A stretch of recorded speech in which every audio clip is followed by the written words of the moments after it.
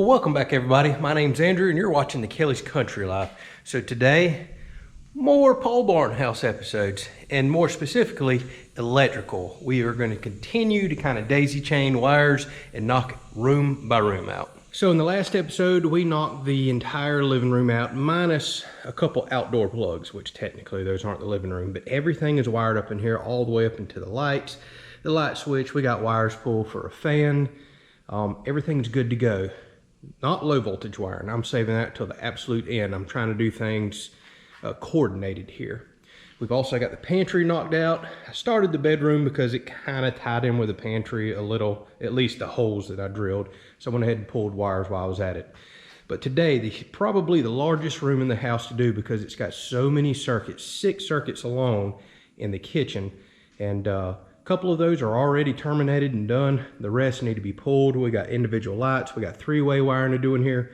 Although I don't have the wiring today, I got to go pick that up. So let's start in here. I already know I'm going to run out of wire at a certain point, and I kind of want to go ahead and do a big room, finish my wire up so I can see what I need to go purchase tomorrow. So let's just go ahead and finish running all the circuits. We'll discuss some of that as we work today and see where we wind up. If I run out of wire and there's still plenty of day left, no problem. I have more boxes to install and things to do outside. Also today I have the guy coming over from the electrical co-op. He's going to have a consultation with me, they call it, about my meter box, what style we're going with, if we're doing an outdoor breaker setup, how deep you dig your wire, all that stuff. So whenever he leaves today, I'll have some information on that to kind of wrap our electrical up, figure out where we can get a rough end inspection and kind of how that whole process works.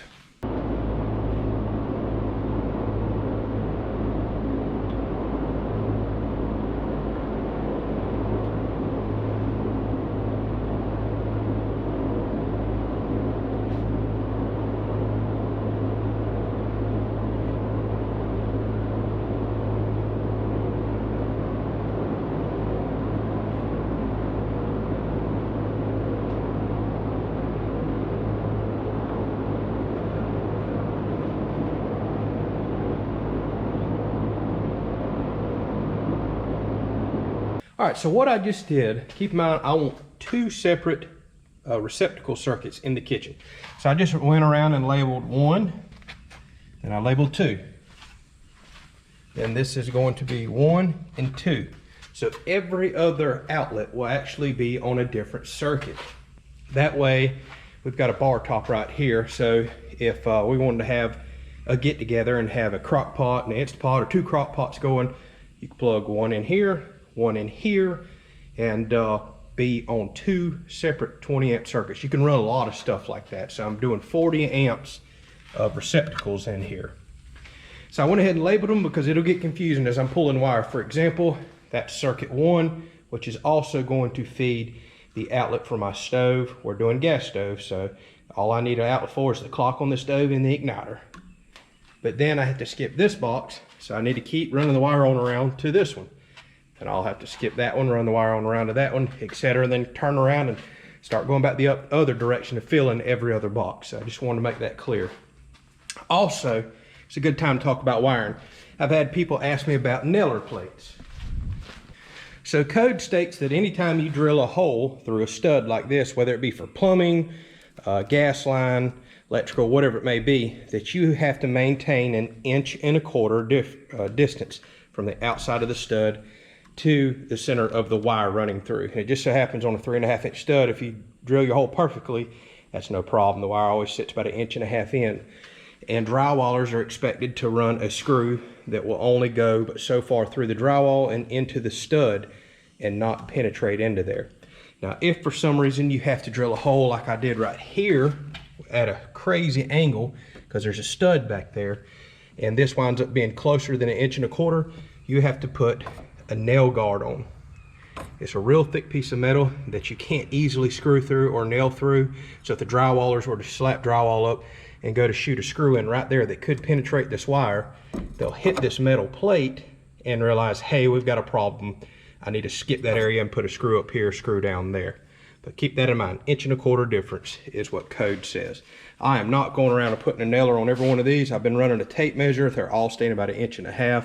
I will just make for sure that my drywall installers are being held to a standard, that they're using a screw that goes in no more than 1 inch, which is very, very common.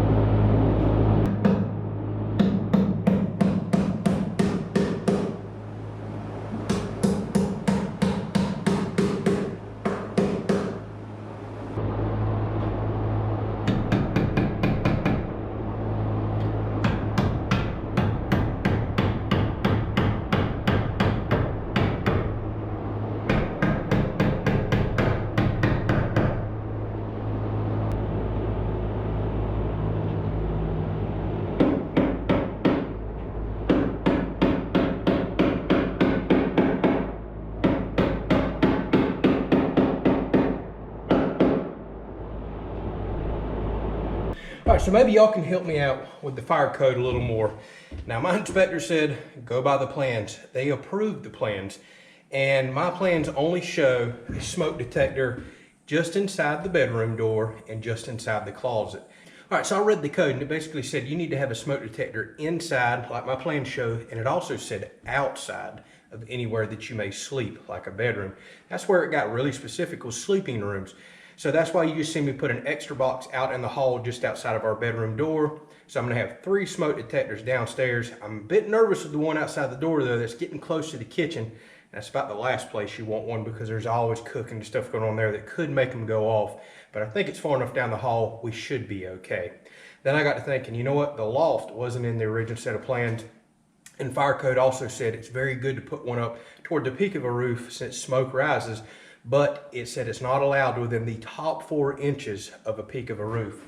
So pretty much from here across, one is not allowed. So I decided, hey, I'd just come up here and put one in this loft area. Yeah, there's a chance somebody could fall asleep up here, so we can consider it that type of room.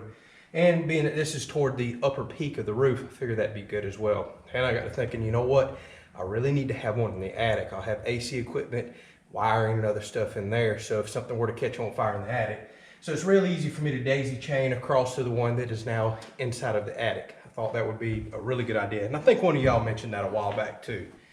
So I am pretty much out of wiring today. We'll go downstairs, we've got some other stuff to do, and I'll show you toward the end of the video. I've knocked a lot of stuff out. The majority of the wiring is done, but I have ran out. 1,500 foot of wiring gone. I need to go get about 500 more feet to finish the house. So some of y'all were asking on the live stream, how much wire do you need for a house this size? Looks like a little less than 2,000 feet of wire with all the outlets and everything that I've ran. Plus things like these smoke detectors are gonna take 14.3 wire because I need to daisy chain these together. Code also says you have to have hardwire smoke detectors, and it recommends battery backup, which I'm going to do both. That's the smart thing to do. I'm also going to install these on a lighting circuit downstairs, like say the bedroom lighting circuit. Well, bedroom's on 12 gauge. I'll probably do the bathroom or kitchen lighting circuit, since those are lights that you use every single day, and you'll know if you never have power to these. And I hear a lot of inspectors actually really like to see smoke detectors on a lighting circuit. So if your lights don't work, you know, hey, we've got an issue with our smoke detectors as well.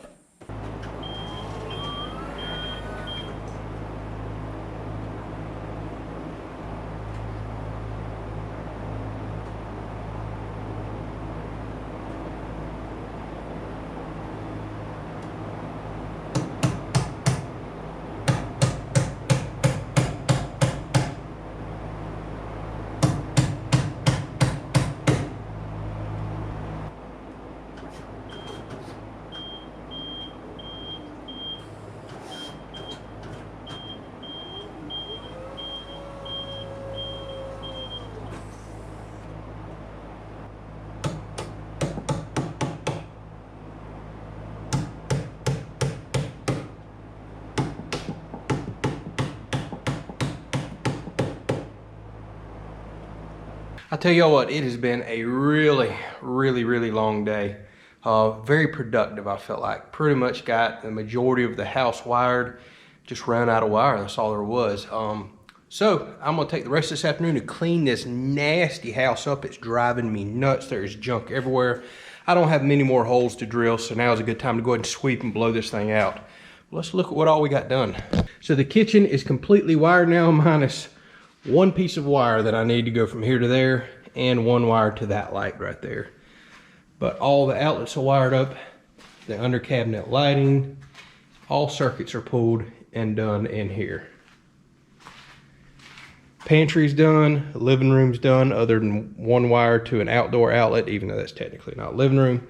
Bedroom's good to go, with the exception of I do have to run a wire up to the fan, and these lights are just completely out of wiring. By the way, a lot of people keep asking me, why am I running a standard blue box for a fan box? I am not. And you probably can't read upside down, but that says ceiling fan box. Look at how reinforced heavy duty it is. Also has a metal bracket on top that is screwed in to the joist up there. So it's got 4 different mounting points. Just thought I'd mention that. Nobody really has ceiling fan metal boxes, they just have the standard ones around here. Everybody carries these reinforced plastic ones, that's what I've been noticing. So wired up in here, I can't remember if I mentioned a couple episodes ago, did double outlets on either side of the bed. Decided that was a really good idea, so we could hook up phone chargers, tablets, lights, everything else. Bathroom, we still got a little work to do there. Got to put in exhaust fans. Utility, yeah, that needs to be wired. Maybe I'm not as far along as I thought. Closets, it's completely wired up. Just need to run one wire up to a light up top. So definitely still a little bit more work to do. So out here on the porch, I went ahead and got all my boxes in. We're just gonna do one LED flush mount light out here per bay that I keep calling it, which is in between the post.